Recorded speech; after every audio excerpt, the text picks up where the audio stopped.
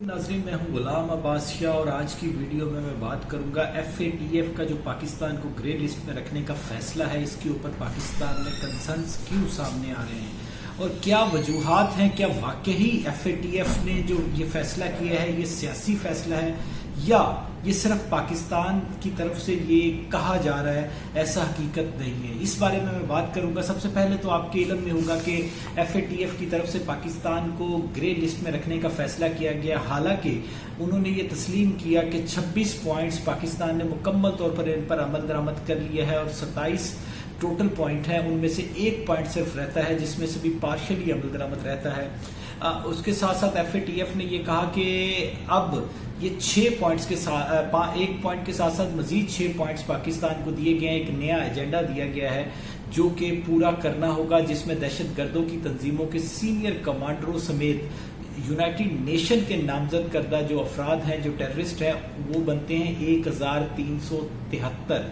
उन दहशत गर्दों को सजाएं देने, माली मामनत करने की छानबीनी, मनी लॉन्ड्रिंग रोकने का मुतालबा किया गया है। अच्छा, ये नॉर्मली ये होता है कि अगर कोई 99% FATF की सिफारिशात पर अमल दरामद कर लेता है तो उसके बाद उसको ये एक्नॉलेजमेंट मिलती है कि आपने इतना ज़्यादा काम किया तो आपको वाइट लिस्ट में डाल देते हैं। लेकिन यहाँ पर ऐसा नहीं हुआ। क्या उसकी वजह ये थी कि पाकिस्तान की तरफ से जो रिसेंट डेवलपमेंट्स हुई हैं, खासकर अमेरिका के मामलात पे, वो आपने सब ने देखी होगी। अमेरिकन ने काफ़ी कोशिश की कि पाकिस्तान उनको एयर स्पेस यूज़ करने की इजाज़त दे, अड्डे दे यहाँ पर, ताकि वो अफगानिस्तान से निखला के बाद यहाँ से कार्रवाइयाँ कर सके। लेकिन पाकिस्तान की तरफ से बड़ी क्लियर अल्फाज में प्राइम मिनिस्टर इमरान खान ने इसको नो कहा और कहा कि ऐसा नहीं हो सकता।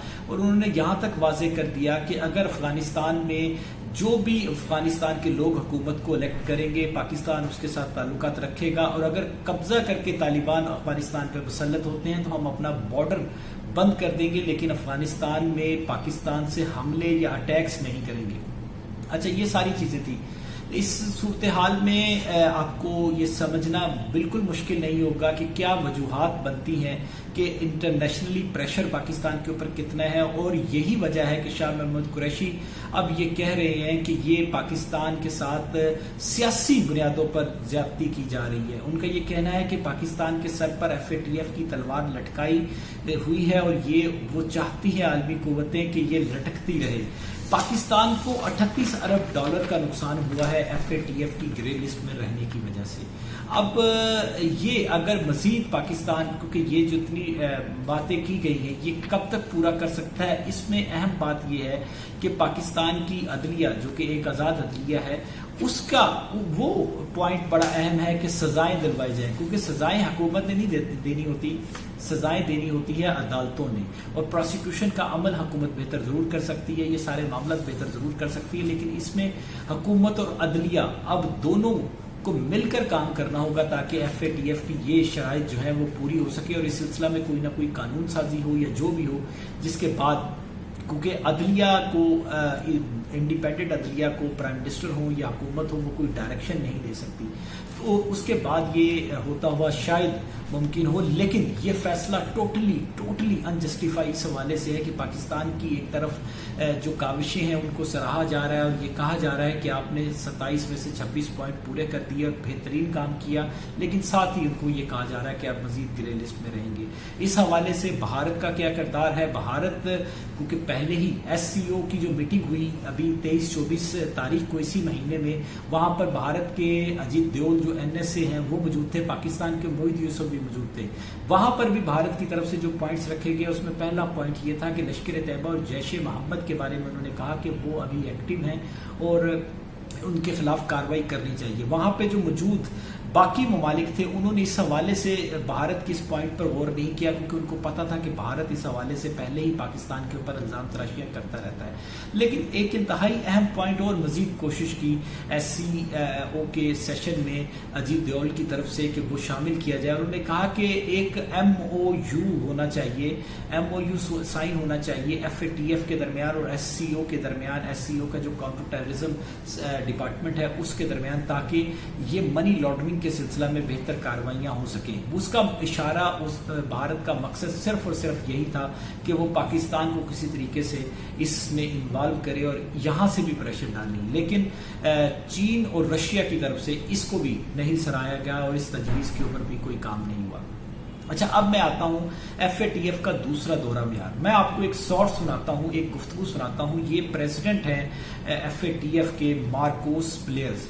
انہوں نے کل جب پریس کانفرنس ہو رہی تھی تو ان سے ایک سوال پوچھا گیا اور انہیں کہا گیا کہ بھارت میں یورینیم کی غیر قانونی مارکیٹ بن چکی ہے, غیر قانونی فروخت ہو رہا ہے اور اس سلسلہ میں اس کے کیسز بھی سامنے آئے ہیں. لیکن ابھی تک FATF نے اس بارے میں کیا اقدامات کیے ہیں, تو انہوں نے کیا کہا وہ پہلے سن لیجئے, پھر میں اپنی بات کو کنٹینیو کرتا ہوں. Yeah, thank you for that question. I'm aware of the media reports, but I'm not going to comment on something we haven't assessed. The FATF assesses countries' AML, anti-money laundering and counter-terrorism financing frameworks and comments on the strength of their systems following an assessment.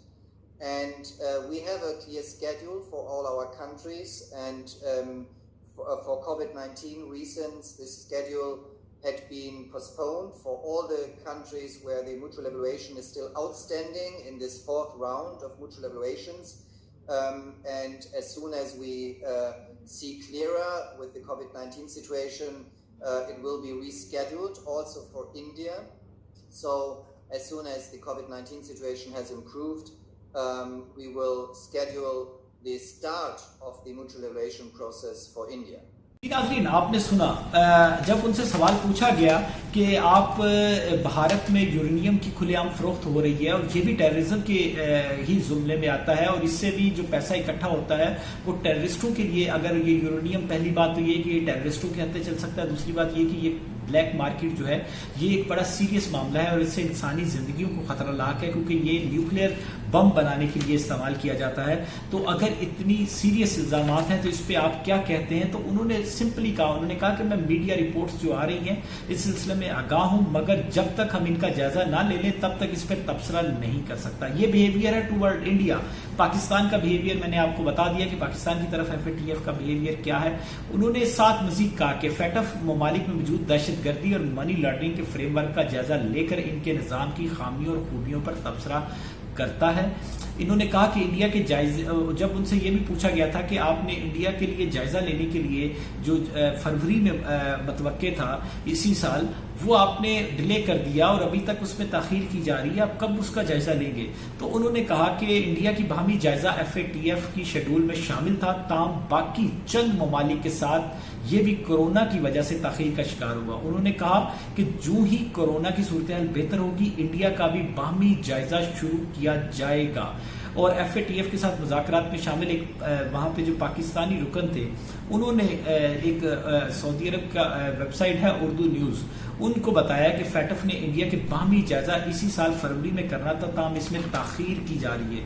ایک طرف behaviour ہے پاکستان کے خلاف سیاسی طور پر France, امریکہ, UK, اسرائیل, یہ سارے اکٹھے ہوئے ہیں انڈیا کے ساتھ مل کر, اور دوسری طرف یہ بیہیویئر ہے کہ انڈیا میں کھلے عام یورینیم فروخت ہو رہا ہے, وہاں پہ بیچا جا رہا ہے, بلیک مارکیٹ تک پہنچ رہا ہے, لیکن کوئی آواز نہیں اٹھائی جا سکتی. اور FATF بھی اس حوالے میں خاموش ہے اور بہانہ بنایا جا رہا ہے کہ جو COVID-19 کی وبا ہے یہ جب ختم ہوگی, یہ کم ہوگی تو پھر یہ جائزہ لیا جائے گا. آپ ویڈیو لنک کے ذریعے بھی آپ کو سب کو پتہ ہے کہ یہ جائزہ لیا جا سکتا ہے. اور یہ جو داعش کے ساتھ خاص کر انڈیا کے لنکس اسٹیبلش ہوئے تھے اس کو بھی یہ دیکھا جا سکتا ہے کہ انڈیا ان کو کیسے فنڈنگ کر رہا ہے, منی لانڈرنگ کر رہا ہے. یہ سارے معاملات FATF کی ڈومین میں آتے ہیں, لیکن انڈیا کی طرف ایک رویہ رکھا جا رہا ہے, پاکستان کی طرف دوسرا رویہ رکھا جا رہا ہے. ابھی کی ویڈیو میں اجازت دیجیے, اگلی ویڈیو میں دوبارہ حاضر ہوں گا. اللہ نگہبان.